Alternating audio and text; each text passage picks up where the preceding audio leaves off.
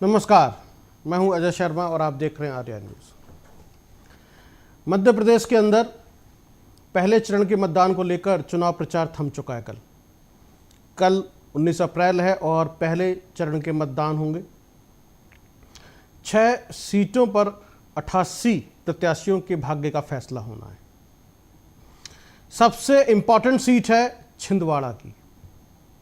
Chhindwara seat Bharatiya Janata party के लिए एक प्रेस्टीज का सब्जेक्ट है। वो इसको जीत पाती है इस बार या नहीं जीत पाती है। छिंदवाड़ा कमलनाथ का गढ़ है। नकुलनाथ यहाँ से चुनाव लड़ रहे। भारतीय जनता पार्टी के बंटी साहू यहाँ से चुनाव लड़ रहे हैं। दोनों के बीच आमने सामने की टक्कर है। अब छिंदवाड़ा का चुनाव कौन जीतेगा, इसका फैसला कल होने जा रहा है।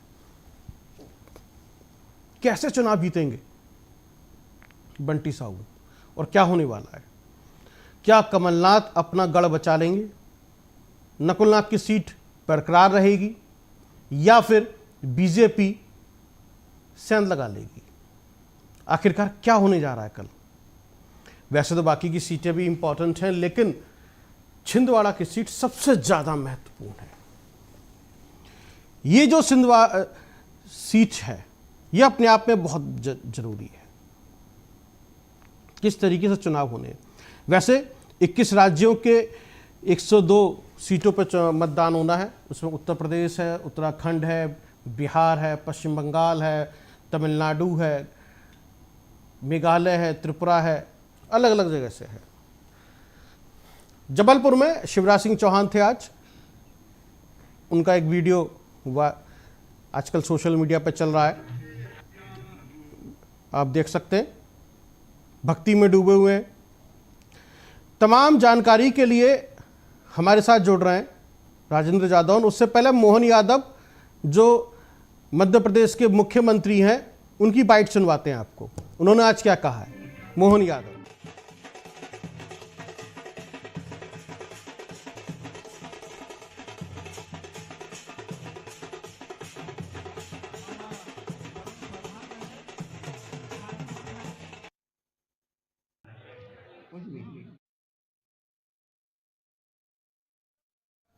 जो है आज छिंदवाड़ा में थे।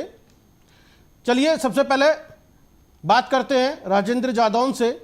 क्या कल की क्या तैयारियां हैं और मध्य प्रदेश का ये जो चुनाव है, किसका भाग्य बदलेगा और किसका भाग्य का सितारा कल जो है डूब जाएगा? पता तो वैसे 4 जून को चलेगा, तो ये पता चलने वाला है।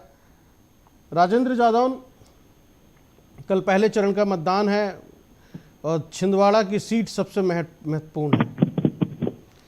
शहडोल में भी है, लेकिन छिंदवाड़ा सबसे इम्पॉर्टेंट है। तो सबसे पहले आप हमारे दर्शकों को छिंदवाड़ा के बारे में बताएं कि वहाँ क्या होने वाला है। सुबह 7 बजे से मतदान शुरू हो जाएगा और शाम के 6 बजे तक चलेगा। कितने % वोटिंग रहने की उम्मीद है? देखिए अजय जी, अगर बात छिंदवाड़ा की जाए तो छिंदवाड़ा जो है वो कमलनाथ का गढ़ माना जाता है। वहाँ भाजपा से जो है बंटी साहू अपना चुनाव पर्चा दाखिल कर चुके हैं। कल चुनाव होना है। अमित शाह उनके लिए प्रचार कर चुके हैं। भाजपा के सारे दिग्गज जो मध्य प्रदेश के दिग्गज माने जाते हैं, चाहे वो मध्य प्रदेश के मुख्यमंत्री हों, चाहे मध्य प्रदेश के भाजपा प्रदेश अध्यक्ष वी शर्मा हों, या कैलाश विजयवर्गीय जैसा दिग्गज नेता हो, सभी लगभग जो है बंटी साहू के लिए उस सीट को हासिल करने के लिए लगातार जो है रैलियों पर रैलियां की गई, लोगों को मनाने की बात की गई। यहाँ तक कि जो है कमलनाथ के सबसे खास माने जाने वाले सक्सेना को भी तोड़ा गया, उन्हें भी बीजेपी में शामिल किया गया। पर इसी बीच एक सबसे बड़ी घटना ये हुई कि जब अमित शाह की जब परसों रैली हुई, आखिरी रैली जब अमित शाह जब छिंदवाड़ा में कर रहे थे, तो जो कांग्रेस के सबसे खास माने जाते थे कमलनाथ के सक्सेना, उनको जो है जब वो अमित शाह के इस रैली में अमित शाह से मिलने के लिए गए, तो उनको जो है सुरक्षा कर्मियों ने हाथ पकड़ के पीछे धकेल दिया। इसका वीडियो भी काफी वायरल हुआ है और काफी चल रहा है। तो इस पर जो है तंज भी कसा है कि कांग्रेस के एक नेता ने कि क्या अपनी बेइज्जती करवाने के लिए आप जो है बीजेपी में गए थे। तो इस तरीके की जो यातना या बीजेपी ने देना शुरू की है, जो कांग्रेस छोड़कर भाजपा में आए हैं उनको जिस तरीके की यातना और प्रताड़ना दी जा रही है, तो कहीं ना कहीं जो है बीजेपी का सिर्फ चुनावी मुद्दा कांग्रेसियों को जो है भारतीय जनता पार्टी में शामिल करना रहा है। अब अगर छिंदवाड़ा सीट की बात करें तो बंटी साहू यहाँ पर अभी भी कमजोर है। कल सुबह 7 बजे से मतदान शुरू हो जाएगा, शाम को 6 बजे तक मतदान होगा। मतदान का जो प्रतिशत है उसका आंकड़ा लगाया जा रहा है कि 65 से लेकर 72% मतदान खींचेगा। तो कहीं ना कहीं अगर 72% तक मतदान जाता है 65 से, तो कहीं ना कहीं यहाँ बंटी साहू के हारने की उम्मीद है। ठीक। तो ये अगर चुनाव आयोग की जी जी बंटी साहू के हारने की वजह क्या है? मतलब जमीनी नेता नहीं है, लोकप्रिय नेता नहीं है, क्या है मतलब, या पैराशूट लैंडिंग थी इनकी? नहीं, बंटी साहू की बात अगर की जाए तो बंटी साहू कांग्रेस भाजपा के जो है छिंदवाड़ा के एक अच्छे नेता माने जाते हैं। इनकी लोगों में पकड़ भी अच्छी है। पर जिस स्तर से जमीनी कांग्रेस का जो कमलनाथ का जो गढ़ माना जाता है, कांग्रेस में जितनी कमलनाथ की वहाँ पेट है, या कमलनाथ जिस स्तर पर लोगों के लिए वहाँ कार्य करते रहे हैं, जब वो केंद्र मंत्री रहे तब भी उन्होंने छिंदवाड़ा के लोगों को प्रमुखता दी। छिंदवाड़ा के लोगों को प्रमुखता देते हुए उन्होंने कई लोगों को जो है बड़ी एमएनसी कंपनियों में रोजगार भी मुहैया कराए बेरोजगारों को। तो छिंदवाड़ा में कहीं ना कहीं कमलनाथ के लिए आज भी वहाँ की जनता में एक सॉफ्ट कॉर्नर है। और बंटी साहू वहाँ थोड़े से कमजोर इसलिए हैं कि वहाँ जिस तरीके से आदिवासी क्षेत्रों में भाजपा ने घोषणा की पूर्व में विधानसभा चुनाव से पहले या पिछले लोकसभा चुनाव से पहले, उन वादों को भाजपा पूरा नहीं कर पाई। तो कहीं ना कहीं वो भी एक कमजोर कड़ी भाजपा के लिए साबित होगी। हालांकि अंतर ज्यादा नहीं रहेगा, कहीं ना कहीं जो है नकुलनाथ से भी लोग नाराज हैं। नकुलनाथ ने भी 5 साल में जो है लोकसभा सांसद रहते हुए छिंदवाड़ा के विकास में कोई खासा योगदान नहीं दिया है, इसलिए तो जो वोट ऑफ परसेंटेज है वो कमलनाथ का कम हो जाएगा। तो बंटी साहू के जीतने की आशंका जो है वो सिर्फ और सिर्फ जो है एक आप ये मान सकते हैं कि आटे में नमक बराबर ही मानी जाती। हार जीत का मार्जिन कितना रहने की उम्मीद लगती है आपको? करीबी मामला तो होगा। हार जीत का जो भी मार्जिन रहेगा वो 50,000 से लेकर 1.5 लाख के बीच जो है वो समझने की आशंका है। पर क्योंकि जनता है, जनार्दन है, किस और जो है राजनीति का ऊंट बैठेगा, तो इसका अनुमान तो वोट ऑफ कल शाम को 6 बजे के बाद ही जो वोट ऑफ परसेंटेज है वो डिसाइड करेगा कि ऊंट किस करवट बैठा है। जी ठीक है। बाकी सीटों का यदि हम बात करें तो क्या स्थिति लग रही है आपको, कहाँ पे क्या क्या होने वाला है? देखिए, मध्य प्रदेश में अगर आप बात करें तो मध्य प्रदेश में जो है 6 संसदीय सीट हैं। पहले चरण का चुनाव 6 सीटों पर होना है। जो देश भर की जितनी भी सीटों पर चुनाव होना है उनमें सबसे ज्यादा मध्य प्रदेश में 6 सीटों पर चुनाव है। यहाँ अगर आप बात करें तो अभी तक जो है 88 उम्मीदवार मैदान में है टोटल 6 सीटों पर, जिसमें से 81 पुरुष उम्मीदवार हैं, 7 महिला उम्मीदवार हैं। मतदान सुबह 7 बजे से शुरू होगा, 6 बजे तक चलेगा। इसमें जो है कल 13,588 मतदान केंद्र बनाए गए हैं, 18 सहायता केंद्र हैं, 9,636 जो है मतदान पहले चरण में मतदाता करेंगे। दूसरे इसमें जो पुरुषों की संख्या है वो 5,72,780 है। वही महिला मतदाताओं की बात करें तो महिला मतदाता जो है 55,88,669 है। तो ये जो मतदाता है महिला और पुरुष का जो परसेंटेज है वो अब इन 6 सीटों पर, पहले चरण की 6 सीटों पर जो है वो ये डिसाइड करेगा कि भाजपा कितना परसेंट और कांग्रेस कितना परसेंट। और यही मतदाता जो है अब पहले चरण का मतदाता ही देश का भविष्य तय करेगा कि आने वाले जो बाकी के 7 चरण है भाजपा के लिए, या मध्य प्रदेश के तो 4 में से 1 चरण हो जाएगा तो 3 चरण जो बचेंगे जो मध्य प्रदेश की 29 सीटों का भविष्य तय करेंगे। क्योंकि पहले चरण से ही अनुमान जो है लगाया जा सकता है कि परसेंटेज के आधार पर कि भाजपा कितना परसेंट जा रही है और कितनी सीटों पर जो है अपनी जीत हासिल करने की तरफ बढ़ रही है। इस तरह मध्य प्रदेश में भाजपा का दावा ठोक रही थी कि कल शाम के 6 बजे के बाद जो है क्लियर हो जाएगा कि भाजपा 29 सीटों पर काबिज होगी या फिर उसको इस बार कुछ न कुछ गंवाना पड़ेगा। जी, यानी कि ये एक तरीके से एक लिटमस टेस्ट है और यहीं से पता चलेगा कि आगे की राह कैसी है भारतीय जनता पार्टी की मध्य प्रदेश के अंदर। बिल्कुल अजय, और इन सब चीजों का जो आकलन हम एज ए पत्रकार जब करते हैं तो आकलन कभी कभी जो है हमारे कहीं ना कहीं जो है फिसल भी सकते हैं। तो क्योंकि हम जनता को जो चीजें दिखाते हैं, जिस तरह विधानसभा चुनाव में कई चैनलों ने बहुत कुछ दिखाया, लेकिन आंकड़े जो है वो उनकी सोच और समझ से भी परे हुए। तो ये सिर्फ एक मोटा मोटा आकलन होता है और जनता इस पर जो है किस तरीके से विश्वास करती है या किस तरीके से अपने आने वाले भविष्य को या अपने लोकसभा सांसद को चुनती है जो उनके लिए लोकसभा में उनके विकास की बातें कर सके, उनके विकास के लिए लड़ सके और उनके विकास कार्यों को जो अधूरे छूटे हुए उन्हें पूरा करवा सके। अच्छा, जैसा मध्य प्रदेश की सीटों की हम जो बात कर रहे हैं, अब हार जीत तो खैर पता चलेगी 4 जून को और कल हम इसका विश्लेषण भी करेंगे शाम को इसके बाद। तो ये जिस तरह की स्थिति यहाँ बन रही है, इसकी हार जीत का जो सहरा है किसके सर बंधेगा? मोहन यादव के सिर बंधेगा या शिवराज सिंह? देखिए, अगर हम हार जीत की बात करें तो भाजपा एक संगठन और संगठन में किसी भी एक व्यक्ति को हार जीत का सहारा नहीं पहनाया जाता, क्योंकि संगठन जब होता है तो संगठन सब मिलकर काम करते हैं। तो कहीं ना कहीं, लेकिन हाँ, मोहन यादव क्योंकि पहली बार मुख्यमंत्री बने हैं तो उनके एडमिनिस्ट्रेशन पे जो है सबसे बड़ा सवाल होगा। अगर पिछली बार 29 में से 28 सीटें भाजपा के पास थी, अगर इस बार 29 में से 28 में से जो एक सीट और खसक गई तो उसका जो डब्बा लगना है वो भी मोहन यादव पर ही लगना है।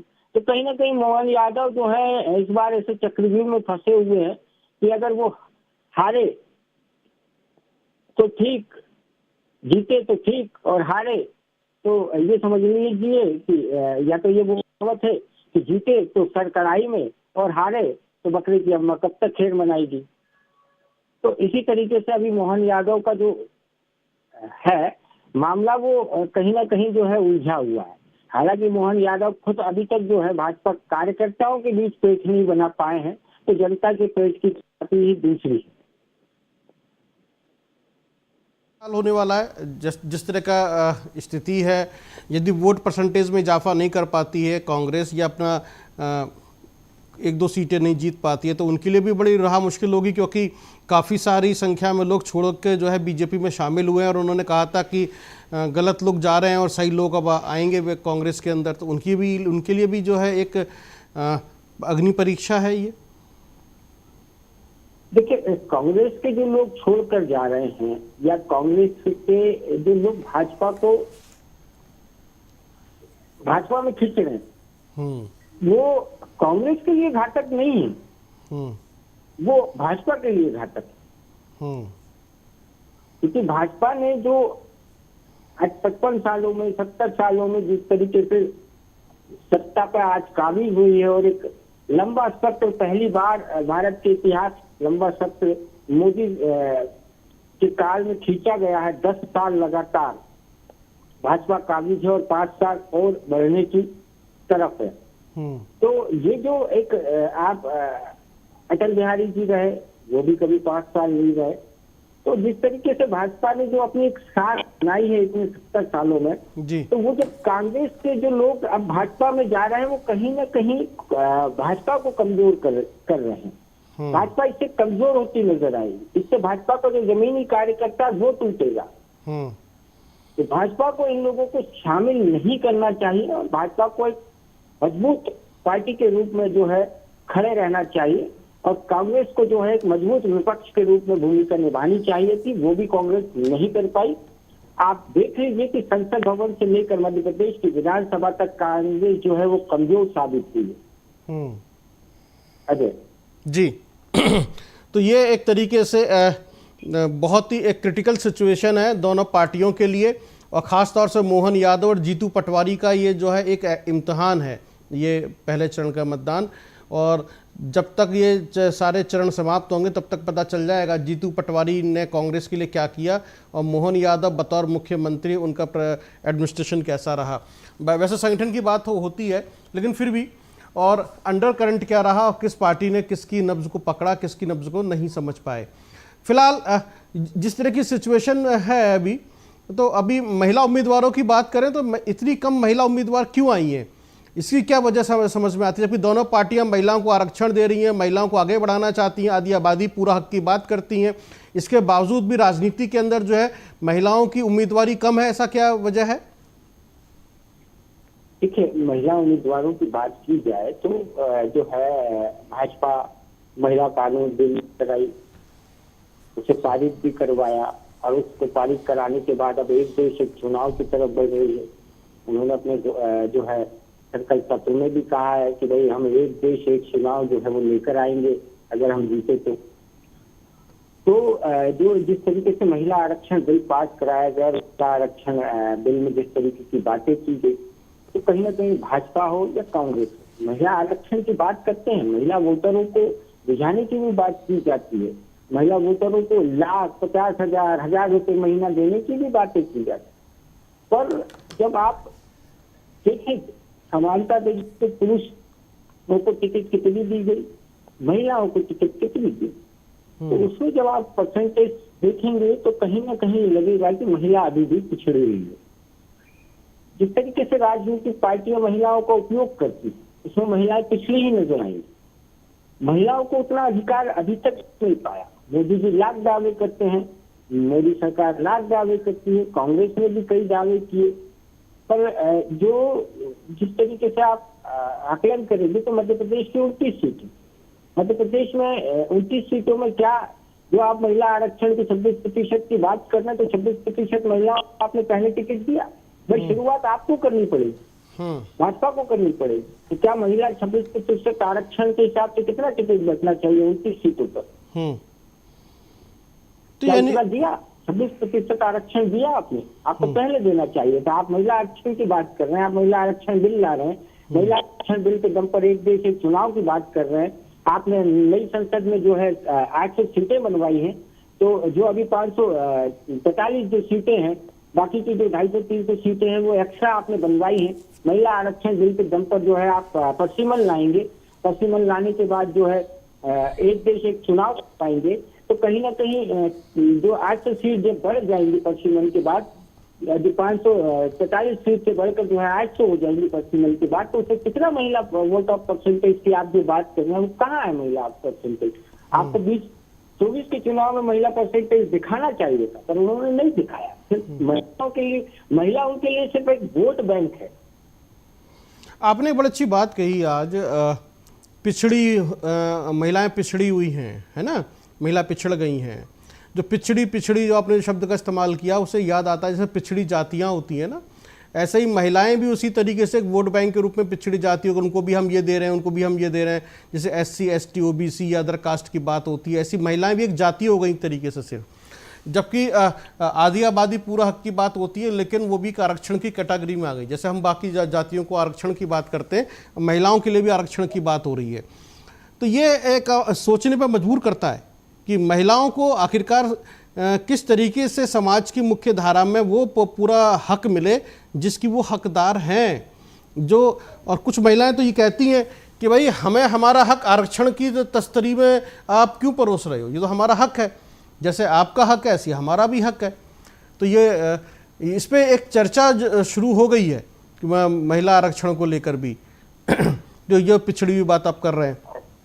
फिलहाल शिवराज सिंह की जो हम बात जो देख रहे हैं, शिवराज सिंह एक साइलेंट पॉलिटिशियन की तरह, खिलाड़ी की तरह से काम कर रहे हैं। ज़्यादा चर्चा में भी नहीं आ रहे हैं, लेकिन लोगों के बीच में लगातार बने हुए हैं, गाते बजाते हुए देखे जाते हैं, भजन कीर्तन करते हुए देखे जाते हैं, लोगों के आसपास घिरे हुए दिखाई देते हैं। ये जो लोकप्रियता है, ये कहीं भारी ना पड़ जाए मौजूदा मुख्यमंत्री के ऊपर? देखिए, मौजूदा मुख्यमंत्री की बात करें तो मौजूदा मुख्यमंत्री को 100 दिन से ऊपर हो चुके हैं मुख्यमंत्री हुए।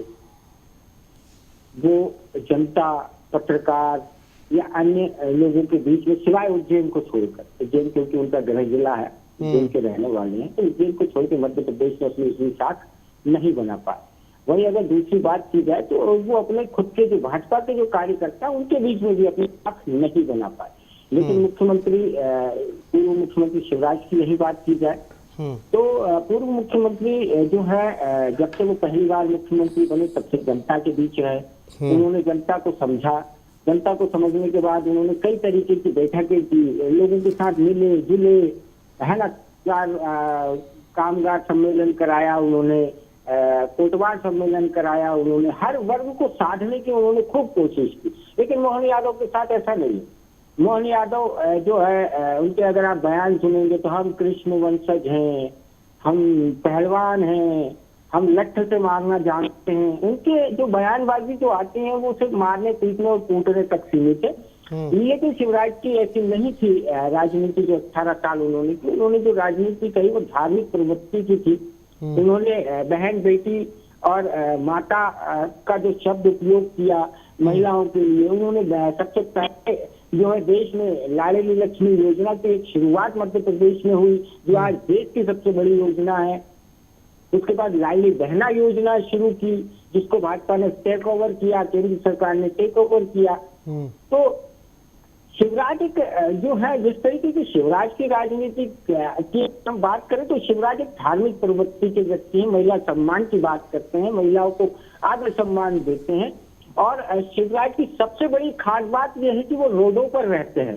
वो हर निचले तबके का व्यक्ति भी होगा तो उसके साथ बैठ के चाय पी लेंगे, खा लेंगे, और ऊंचे तबके का होगा तो भी उसके साथ उठेंगे, बैठेंगे और खा लेंगे। लेकिन मोहन यादव के साथ कुछ समस्याएं हैं, पर मोहन यादव जो धीरे धीरे उसको भी साधने की कोशिश कर रहे हैं। मध्य प्रदेश में शिवराज से मिलने के लिए पत्रकारों को समय नहीं लेना पड़ता था। मुख्यमंत्री आसानी से पत्रकारों के लिए उपलब्ध होते थे। आज जो मुख्यमंत्री है उनसे उपलब्धता के लिए पत्रकारों को जो है पहले सीपीआर को लिख के एक लेटर देना होगा, फिर सीपीआर डिसाइड करेगा कि किस लेवल का पत्रकार है, फिर उनसे जो है मुलाकात तय होगी।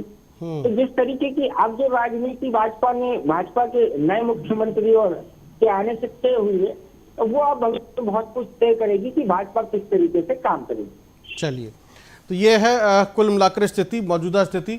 कल मतदान होना है। मतदान को लेकर सभी तैयारियां कर ली गई हैं प्रशासन की तरफ से, और युवाओं में खासा जोश और उत्साह तो देखने के लिए मिल रहा होगा इन सीटों पर जो मतदान होना है। राजेंद्र, देखिए मध्य प्रदेश में जो है 3 से 4.5 लाख जो है 3.5 से 4.5 लाख जो है युवा मतदाता इस बार पहली बार वोट करेंगे। और यही 3.5 से 4.5 लाख जो मतदाता है वो भाजपा का और कांग्रेस का भविष्य तय करेंगे, क्योंकि वो पहली बार मतदान करेंगे तो उनमें उत्सुकता तो रहती है, क्योंकि जब पहली बार कोई नया काम किया जाता है तो उनमें काफी उत्सुकता देखी जाती है। और चुनाव आयोग ने भी जो है कमर कस तैयारियां कर रखी है, सुरक्षा की दृष्टि से हो या अन्य दृष्टि से हो, क्योंकि 6 सीटों पर चुनाव है मध्य प्रदेश के पहले का। तो हर चीज को आकलन करते हुए चुनाव आयोग ने जो है अपनी दुरुस्ती दिखाते हुए पुरुष महिला सारे आंकड़े जो है आज जारी भी किए हैं। अच्छा, इसमें एक सबसे बड़ी बात यह है कि मध्य प्रदेश में पहली बार एक अनोखी चीज भी देखने को मिलेगी कि जिस तरीके से शासकीय कर्मचारियों के बैलेट पेपर से मतदान करने का जो अधिकार प्राप्त है, वो अब पत्रकारों को भी बैलेट पेपर से मतदान करने का अधिकार प्राप्त है। लेकिन ये सिर्फ उन्हीं पत्रकारों को जिनकी ड्यूटी लगी है, जिनको जो है पत्र चुनाव आयोग ने चुनाव संबंधित पत्र जारी किए हैं, उन पत्रकारों के लिए जो है एक अलग से बैलेट पेपर पर मतदान करने की सुविधा मध्य प्रदेश में जो है इस बार दी गई। कितने पत्रकार होंगे ये ऐसे? देखिए, लगभग अगर मध्य प्रदेश के हर जिले की हम बात करें तो कम से कम 3000 से ऊपर जो पत्रकार हैं वो अपने अपने क्षेत्र में मतदान कर सकते हैं। जब उनके चुनाव, जैसे हम पहले चरण की बात करें तो 6 सीटों पर हैं, तो इन जो 6 सीटों में जो मतदान होना है, जो 6 सीटों पर जिस तरीके से मतदान होना है, तो 6 सीटों पर जो है लगभग 14 से ऊपर जिले आते हैं। इन जिलों में जो है इन जिलों के जो पत्रकार हैं, अगर हम एक जिले का आकलन भी करें तो कम से कम 250 से ऊपर एक जिले में पत्रकार हैं। तो उनको जो है एक जिले का जो 250 का आकलन लेके जो सरकार चल रही है, वो 250 बैलेट पेपर जो है उनके लिए तैयार किए गए हैं एक जिले के लिए। तो 6 सीटों पर है, तो करीब करीब आप मान लीजिए 1200 से 1500 जो पत्रकार हैं वो इस पेपर से मतदान करेंगे। चलिए, कल का दिन बहुत महत्वपूर्ण है। कल जो है 19 अप्रैल है। 102 सीटों पर 21 राज्यों में चुनाव होगा। मध्य प्रदेश की 6 सीटों पर 88 प्रत्याशी अपनी भाग्य आजमाएंगे और उनका लगभग 1 करोड़ से ज़्यादा वोटर मतदान करने जा रहे हैं। कितने प्रतिशत मतदान होता है मध्य प्रदेश के अंदर, ये शाम तक हम इसका आकलन करेंगे और समझेंगे कि किस पार्टी को फ़ायदा हो रहा है और ख़ास तौर से छिंदवाड़ा की सीट पर क्या होने जा रहा है। कल का दिन बहुत महत्वपूर्ण है। कल यानी कि देश अपने लिए नए प्रधानमंत्री और नई सरकार को चुनने जा रहा है। चुनावी महोत्सव कल से एक तरीके से प्रारंभ हो जाएगा। अभी तक हमने सिर्फ चुनाव से पहले की सारे कार्यक्रम, रोड शो, रैलीज, जनसभाएं, भाषण और मैनिफेस्टो देखे, सुने और पढ़े। अब फैसला जनता जनार्दन के हाथ में है, यानी कि आपके हाथ में है। आप किसको वोट देने जा रहे हैं। बहुत बहुत धन्यवाद। देखते रहिए आप आर्या न्यूज़।